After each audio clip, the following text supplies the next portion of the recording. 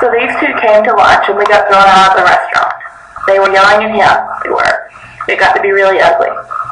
And we went outside and he was just furious. And I knew I had totally blown this whole thing.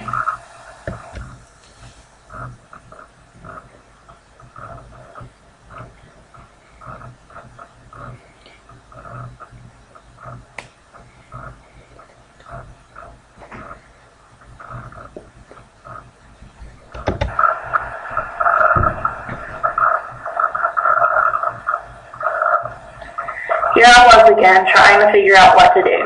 And he started yelling at me, and I had said to the translator, "Okay, tell him to calm down. What is he saying?" And she said, "Well, he's saying, who the hell are you to walk into my house, some rich American, with your cameras around your neck, accusing me of enslaving my niece? This is my niece. I love her. She's my sister's daughter. Who the hell are you to accuse me of something like this?"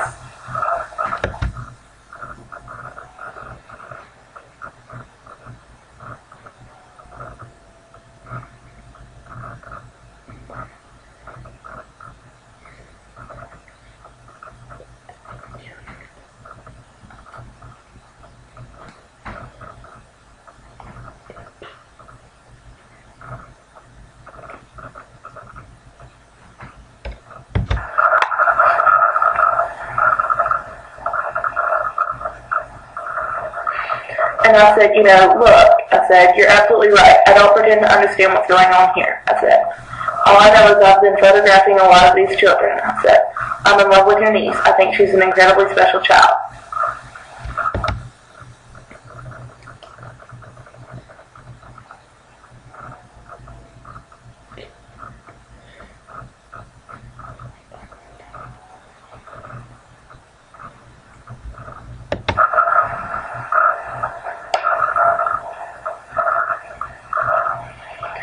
And I said, look, I will fly my friends over here from the United States if you want to meet Tim and see if he'll approve of them. I just think that what little I know about the situation, she has very little chance here of having the kind of life that you would probably like her to have.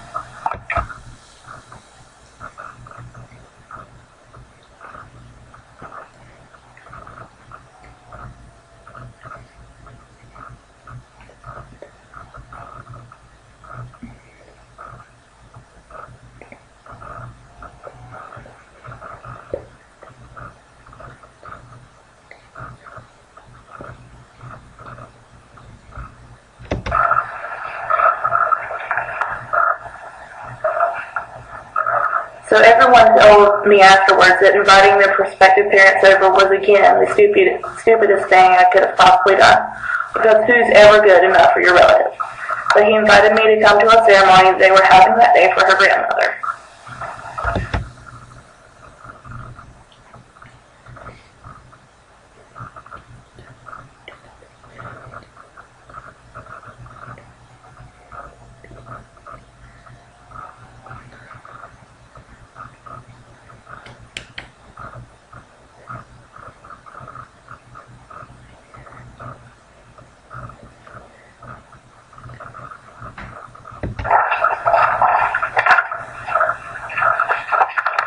And they actually take items of clothing and photographs and they burn them as part of their ritual. And you can see how different she looks in just 3 months. This was now, I think, February, early February, and the pictures before were taken in September.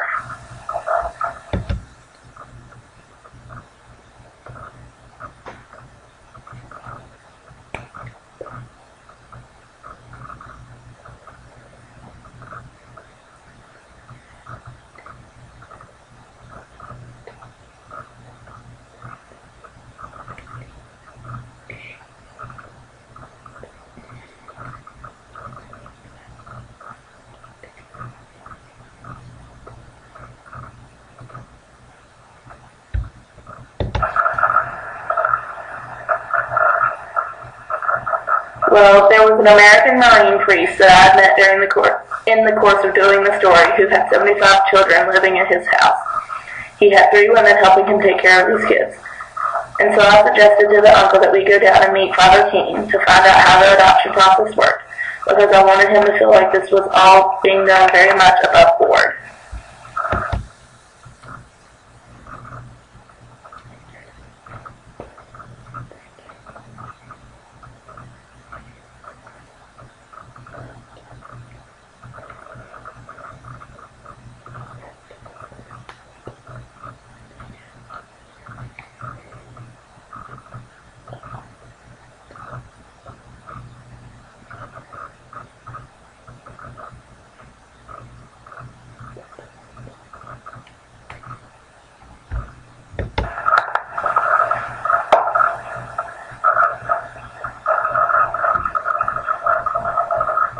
this is on the way down to the orphanage.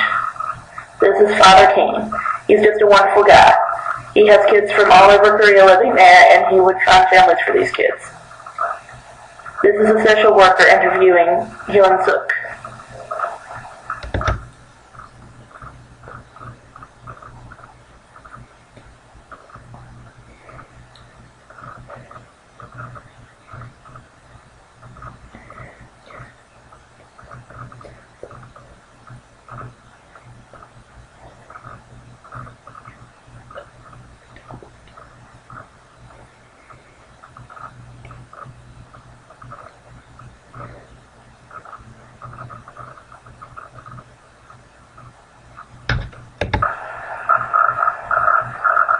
Now, I had always thought she was completely untouched by all of this because the grandmother, to me, appeared to be sort of the village wise woman and the person everybody throughout the day I had noticed people kept coming to visit her grandmother. And I always had this mental picture that even though they may have been one of the poorer families in the village, they were one of the most respected families in the village. And I always felt that the grandmother had kind of demanded and insisted that the villagers treat Hyun Suk with the same respect they treated her.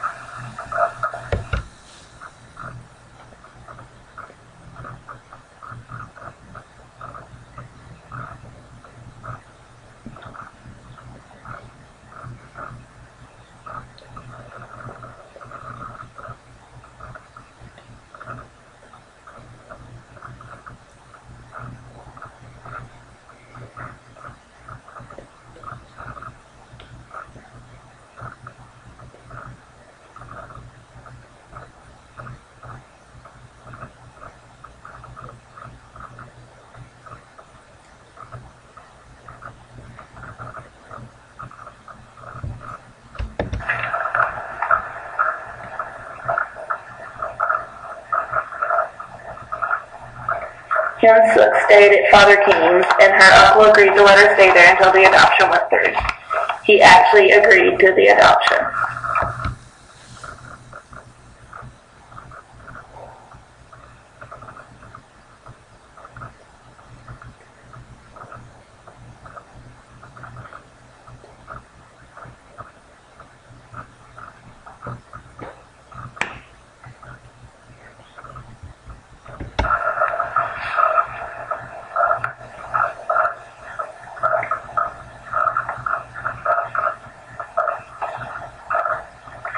And I went off on assignment and came back a week later, and Father King said, I've got to talk to you about Hyun Suk. I kind of said, oh God, what now? Or now what? And he takes me into this room, and he closes the door, and he says, I have 75 children here in the orphanage, and it's total bedlam. And there's clothes, and there's kids, and there's 3 adults and 75 kids. You can imagine.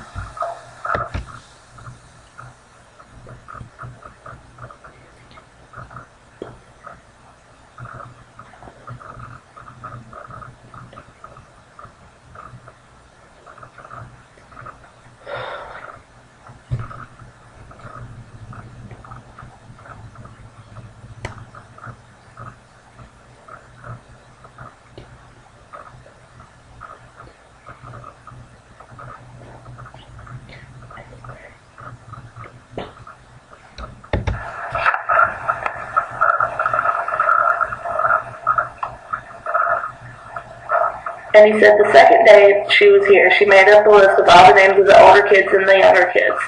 And she assigned one of the older kids to each of the younger kids. And then she set up a work detail list of who cleaned the orphanage on what day.